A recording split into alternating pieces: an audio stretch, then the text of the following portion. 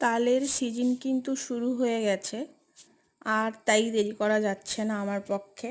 আমি কিন্তু শুরু করে দিয়েছি তালের বিভিন্ন ধরনের পিঠে পুঠি করে নিজেদের বাড়ির লোককে খাওয়ানো এবং নিজে খাওয়া।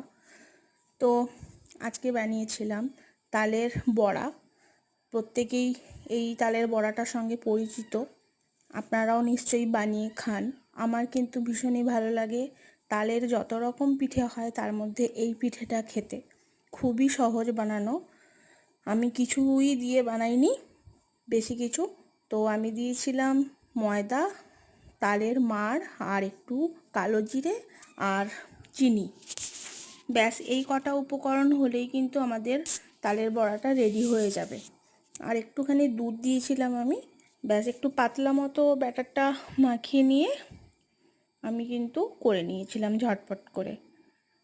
তো এই পিঠেটা যেহেতু আমাদের সবারই ভালো লাগে, তো একটু বেশি করেই বানিয়েছিলাম। আর আমাদের বাড়ির লোক সংখ্যাটাও তো অনেকটাই।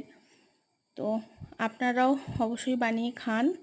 আর যারা তাল পান না, এখন তো মার্কেটগুলোতেও তাল অ্যাভেলেবল থাকে, যদিও দাম দিয়ে অনেক কিনতে হয়।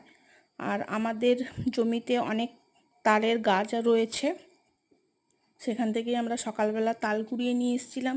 গাছের তলাতেই যেতে দেখলাম যে বেশ কয়েকটা তাল পড়ে রয়েছে। তার মধ্যে কয়েকটা তাল একেবারেই পেকে গিয়েছিল, সেগুলো 3-4 দিন আগের পুরনো তাল।